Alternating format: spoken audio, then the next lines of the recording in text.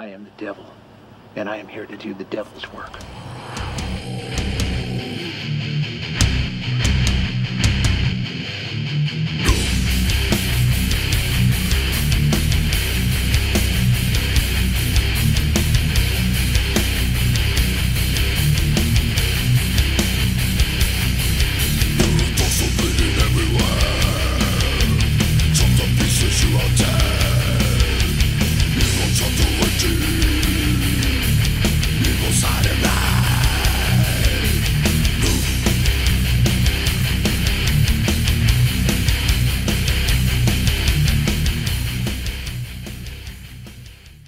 Hello, I'm Thomas Yeates.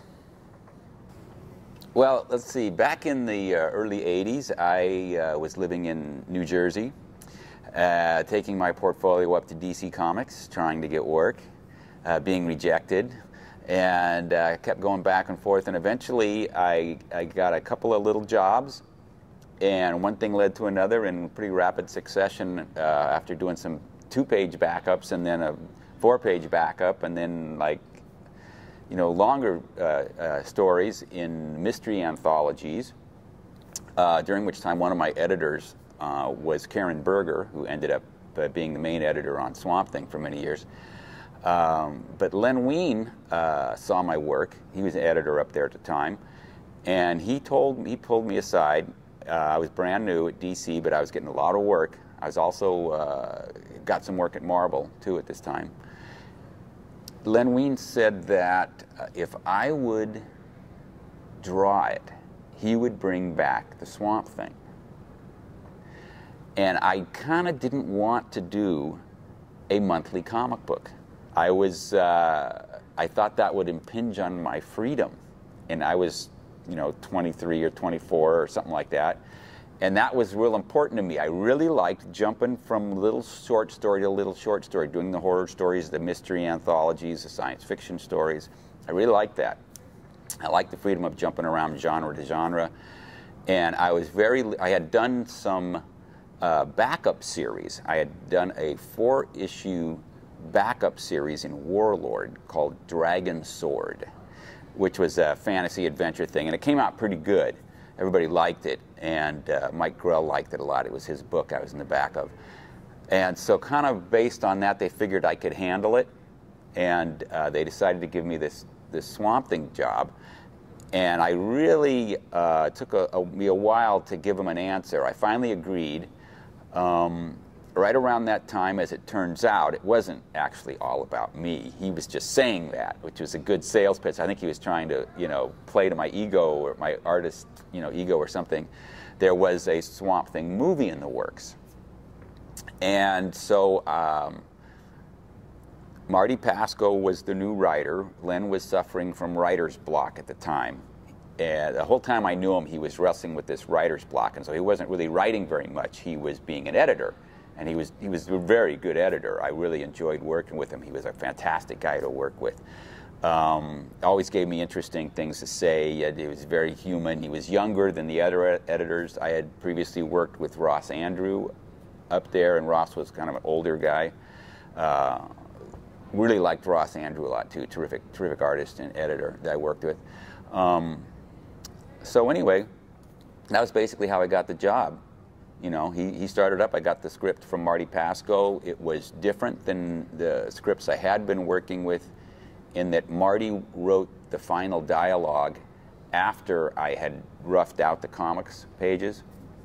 So, which I didn't really like, because I like to design the dialogue, the balloons, and the captions with the art. When I lay out a page, I want to know what the dialogue is so I can design the page like, it's kind of a technical thing, but if you got 2 people talking, whoever's balloon is first, you want them to be on the left. Otherwise, the balloons cross, and it looks kind of goofy, or you have to play these little games, and it's much simpler if you know what's the script ahead of time. But a lot of writers don't like to work that way.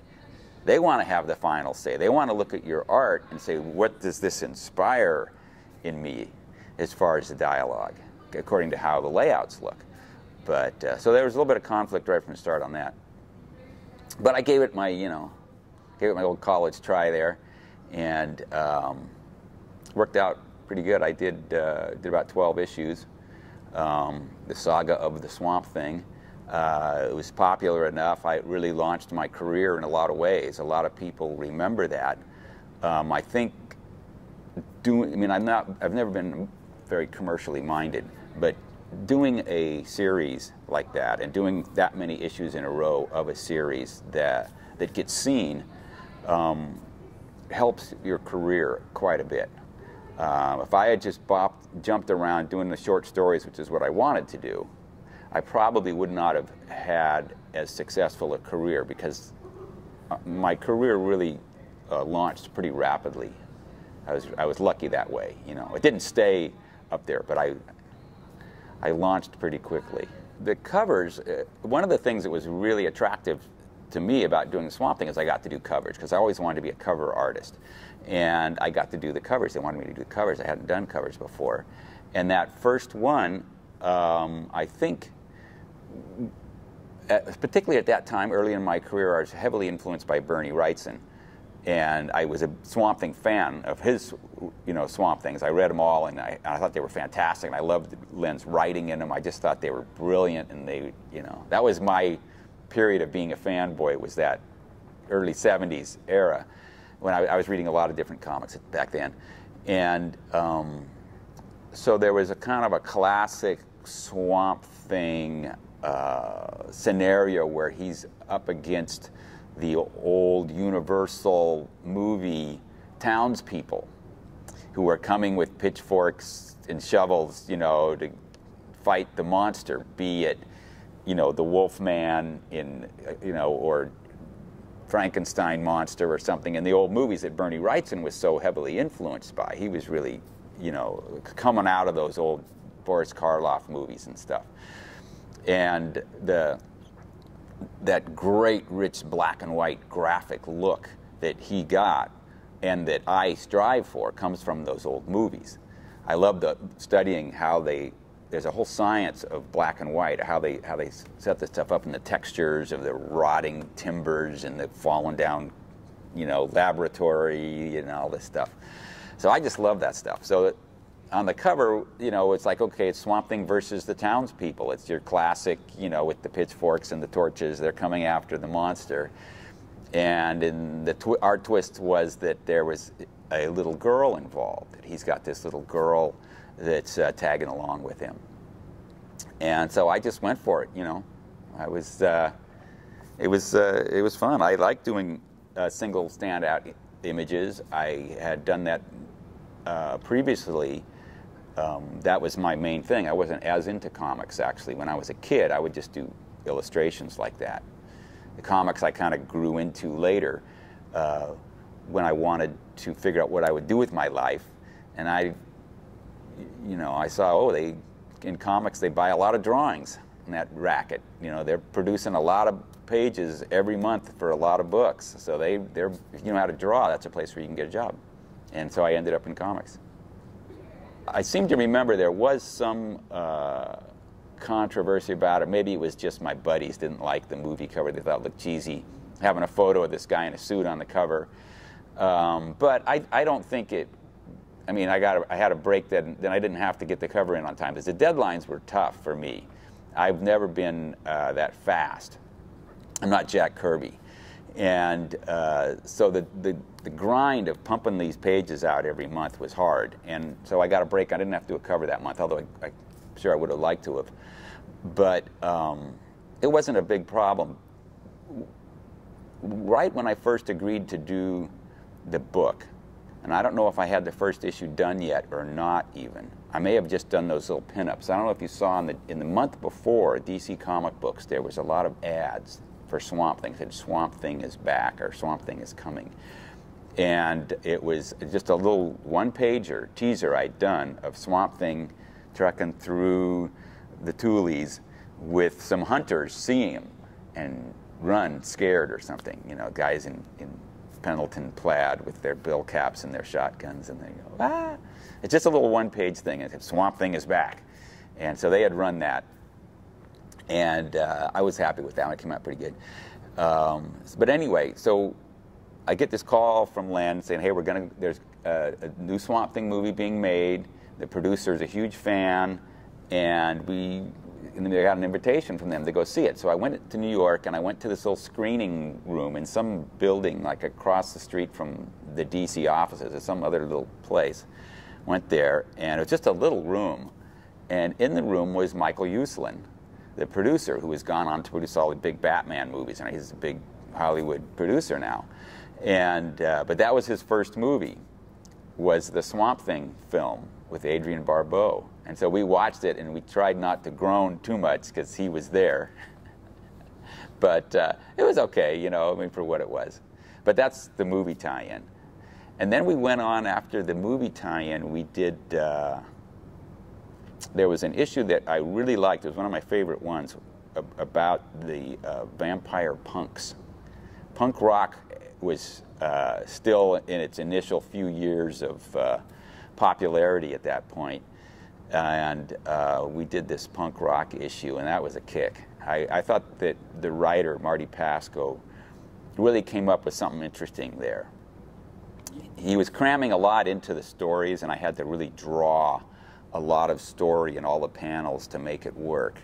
It was challenging, but I learned in the course of doing the Saga of the Swamp Thing not to take the writer's directions too literally.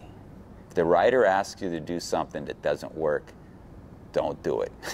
Recompose the picture. And because the deadline's coming at you day by day, you're getting closer and closer, and you got to get that thing turned in. And if you're stuck on some composition that the writer describes that you really can't draw, because he's got, you know, you have to be able to see the expressions on the people on the ground, and you have to be able to see the console and the dials on the helicopter up in the sky and be able to read the numbers on it and tell what the people on the ground's expressions are who are looking down into, you know, the cave. You know, I mean, you can't do that. You have to add another panel. You have to, you know, whatever. I mean, I still run into this with very experienced writers, or they'll dream up stuff, and there'll be 3 or 4 actions in one panel. You know, he gets up from his nap, he climbs onto his horse, he rides down the trail. That's 3 things, but it'll be mostly be one panel. So you just pick the one you think is the most important, and you draw that one. I think I always would, the way I do the covers is I would do a thumbnail sketch. I mean, a real loose scribble on typing paper, real loose. And I'd bring it up to Len, and I'd have 1 or 2 that I would do. Sometimes I would do them right in his office. Like I'd turn in the previous issue or something, or whenever the covers were due earlier, I think, because they needed to use them for publicity, maybe, I'm not sure. But I remember at some of those covers I would rough out, just on typing paper in his office, the idea. And I think those first 2 came pretty easily. I don't think I did I mean, I may have done a few sketches. I think I have a sketch of that first one. The second one, I think that I really saw that in my head pretty clearly. I don't think I monkeyed with that one. It just like, wham, I just knew exactly how I wanted to do it. And I really liked the cover. I was a little iffy on the coloring when I first saw it, but I like the coloring now. It's a strong cover. It's good action. It really has movement and danger and threat, and everybody's falling, and you know, had all those elements that I wish I could always get, but that one had it, and you know. So yeah, that was fun, and I just loved drawing the concept of the punks living in an arcade, and instead of coffins, they were the pinball machines were their coffins. And there was, I had assistants on it. I got people to help me because the deadlines were tough. You had to have a 17 pages, whatever how many page story it was, and there was a backup feature. The Phantom Stranger was a backup feature in it, so it wasn't filling the whole book, but it was still tough for me to do that, you know, because, you know, being 24, 25, it was real important to me to go to those concerts all the time, and you know, I had other things I wanted to do with my life. Swimming was always a priority for me. I think I was living on Lake Hopatcong in New Jersey with Rick Veitch at the time, and we were at this little basement apartment right on the lake. So in the summertime, you wanted to be out there swimming because it's so hot and muggy in New Jersey. And then in the wintertime, the lake froze over, so we'd go ice skating on the lake. So, you know, you don't want your job to intrude too heavily on the important things in life. So I would get friends to help me with the deadlines. And there was a guy named Bob Harden who helped me with the pinball machines and stuff on that issue. I would get him to draw cars and things I wasn't very good at. So he would do the technical stuff. And he and I had a lot of fun working on that issue. He'd come over to the house, I'd give him a few pages, and I'd do this scene, you know, draw that car, draw this room, and draw the walls or the building, whatever. And he'd take it home and pencil and ink it and bring it back. Sometimes he would change it. I remember there's a couple of compositions where he just completely erased what I had done and did his own thing, and it was better. Oh, that's good, you know, that's fine. So a lot of that stuff was fun. That the vampire punk thing was terrific. One of the things I liked about the original run with Wrightson is that Len was writing stories for Bernie, obviously, because Bernie was into the old Universal monster movies. So he did an issue with vampires and one with werewolves and one with the Frankenstein monster type guy. You know, he had this sort of a genre thing going on. And there was one issue where I got to do that, which was, I said, well, you got to do King Kong. You know, you met all these other monsters, movie monsters, got to meet King Kong. So he wrote this kind of twisted King Kong story, but I really enjoyed drawing it. But Marty and I just had different tastes in stories, I think, the writer. He was a very good writer, but his taste in stories weren't really the kind of stuff I wanted to draw. There was an awful lot of, they picked me because I'm kind of a jungle guy. I'm a Tarzan fan, and I like to draw nature, and the Swamp Thing is in the swamp, right? But in my run, he wasn't in the swamp. He was in the swamp for like the first issue, and the rest of the time he's, you know, stuffed in the back of the car, or he's on an airplane or whatever. You know, he flies off to Europe. He's in, you know, he's in a some kind of a medical institute. You know, he was on an ocean liner. The ocean liner issue was fun. I really enjoyed that. Tim Truman helped me with that one, and. But anyway, so eventually I just got where I didn't want to draw his stories anymore. It was basically that I bailed because I didn't want to draw those stories. He was into this kind of satanic trip that's still way too many stories have this plot. You know, the demon hordes from below are coming to take over the earth. I mean, I don't know how many times this is going to have to be done. I just find it real boring. You know, yeah, it's, I mean, okay, once in a while, but over and over and over. So he had the same plot going with this little girl being the agent of Satan coming to take over, and, you know, I don't know, I just got, and so this little girl became sort of the bad guy, so I was kind of like depicting child abuse, you know, because everybody wanted to get rid of this little girl. All the Swamp Thing fans were going, what is this little girl doing in the Swamp Thing story, you know? Where's the monsters and the fighting alligators or whatever? So, and I just kind of didn't like that trip, you know? I didn't want to draw this little girl being blown up or whatever. I don't know, it just kind of wasn't my thing. I was into adventure stories and mystery stories, and I like horror. I like the classical horror stuff, but where he was going just kind of wasn't my thing. Of course, unbeknownst to me, as soon as I bailed, he bailed, and Len Wein brought this totally unknown guy over from England who he'd been reading in a British comics named Alan Moore. So I missed out on Alan Moore. If I'd have toughed it out, I don't know if Marty would have left if I didn't leave, but, you know. But it worked out okay because my buddies at the time, who had been my roommates, Steve Bissett, John Toddleman, and Rick Veitch, had all helped me on my Swamp Things. And when I told Len Wein that I wanted to leave, he was very upset because Swamp Thing was his baby, and he didn't want me to go. He was going through a divorce at the time, and the last thing he needed was for his star book to lose its artist. But I told him, listen, I got a couple of buddies I'm going to bring in, and I guarantee you, after they get their claws into Swamp Thing, once they sink their jaws into him, you're going to forget all about me. And that's basically what happened. I mean, Steve Bissett and John Toddleman, I put the team together. I said, Bissett, your inks are too crazy, you know, but your storytelling is off the hook. Toddleman, Toddleman hadn't done a lot of continuity. He'd done mostly illustration. And so you're not as proven and you're not as fast at laying out a story. Steve could lay out a story real fast. And I said, so you ink Steve. And we were all buddies, and we would all jammed and stuff artistically. So they kind of scratched their heads, and they had both kind of given up and gone back home. John was working as a janitor in a factory or something, and Bissett had gone back up to Vermont. I don't know if he had another job yet or not. He had some projects at Marvel that never came to fruition, and you know, they'd kind of given up because their work was so edgy. It was so out there that there really wasn't a place for them in 1982 comics, except Swamp Thing. And I saw that. I went, these are the guys that should be doing this. I'll go do something else. I'm fine. I got lots of offers now. A lot of people were calling me. I had arrived, and you know, I had lots of work options. These guys need to be doing this. And so they did. They struggled through the last few issues with Marty Pasco. You know, they were real green, and they just kind of did what they were told, but with their own twisted way. And then Alan Moore came in, and you know, the whole industry kind of went nuts over Swamp Thing for a few years there. Yeah, I would come back and help out once in a while.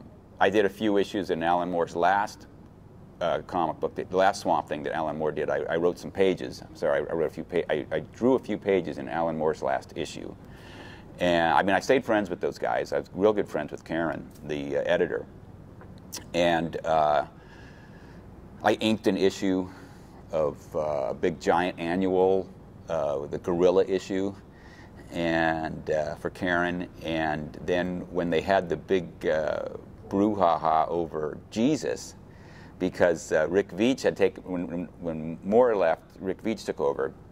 Rick Veitch's writing was absolutely brilliant. I just still in awe of this guy. Rick Veitch wrote a story where Swamp Thing traveled back in time. Each issue he'd go back in time farther, because using the time travel paradox of when you see yourself, you can't exist in the same reality at the same time. He would see himself in one version of that would go launch, would be knocked farther back in time. This was a very clever ploy, because then you got to include DC's old heroes. So he goes back to the Wild West, and he goes back to meets Sergeant Rock, and then he goes back to World War I, meets Enemy Ace. He goes to the Wild West, meets Western characters, et cetera, et cetera. And so he was going to have him meet Jesus. And right at that time, Salman Rushdie's book, The Satanic Verses, came out, and the Ayatollah of Iran or somebody put a hit out on him because he thought it was sacrilegious that Muhammad was depicted having human feelings or something in there, whatever it was. He was lusting after somebody or something. I can't even know what it was. But that got everybody scared. DC Comics, you know, turned chicken and decided they were not going to publish Swamp Thing Meets Jesus. I don't think there would have been any problem. I still would love to read the story. I'll have to ask Rick to send it to me sometime. I don't know if he would. I think he's holding out, you know. So anyway, then Rick left. So they didn't. So they didn't. He was writing it and drawing it probably. I mean, I know he was writing it. So they were really up the creek. Karen calls and said, "Would you help bail us out?" So Toddleman did the covers. He came back and did covers. And maybe he was already doing covers. And I penciled and inked 4 issues, the next 4 issues, which was kind of tough. It was a lot of work. I worked with a guy named Doug Wheeler, was the writer, and he did his best to fill in, and he did interesting stuff. I think his ideas were good, and they were okay. You know, I actually that's not true. That's not true. You know what? I had done 2 with Rick Veitch. I had done 2 of the time travel ones with Rick Veitch. Then the Jesus problem came up, and somebody else was doing the Jesus issue. And then I came back and did 2 more, so that at least Karen wanted there to be continuity, at least in the art, if not in the story arc. So they had, you know, I did the art on those last 2 Rick Veitches, and then I did the art on the first 2 of Doug Wheeler. That's how it worked. Yeah, I was already had done it, but I was only going to do 2, and she got me to come back and do 2 more. I think the issue that Rick Veitch wrote of Swamp Thing in King Arthur's Camelot is probably my favorite. Of all the Swamp Things I did, there's something about that issue. It just crackles with energy, as they say, for me. There was just something in the story where, because I'm like old-fashioned heroics. I love the old-fashioned swashbucklers, and, you know, where the hero is a stand-up guy, you know. And Rick Veitch is not that way. Everything is cynical and underhanded, and everybody's got ulterior motives in his stories. And so it was this wonderful combination of the, magical old Camelot storybook, medieval, kids book story almost, mixed with Rick Veitch's incredibly cynical outlook on the world and writing, and they just melded really well. Really well. King Arthur is this madman who got hit on the head, and he's ordering people around and doing all this crazy stuff. And Morgan Le Fay and Mordred are conspiring for Camelot to fall, and they actually cause it to literally fall. And meanwhile, Abby's back in the swamp is just about to give birth. She's very pregnant. Every issue is like she's just about to go into labor, and they managed to drag that on issue after issue. Rick did, really milking that. And he had kids, so he knew what that was like. And whereas the rest of us, I don't know if we'd had kids yet. Well, that was actually a few years. That was the mid-'80s when we did that. Late 80s, actually, I think, when we did that. So we'd all been Swamp Thing veterans for 5 years or more at that point.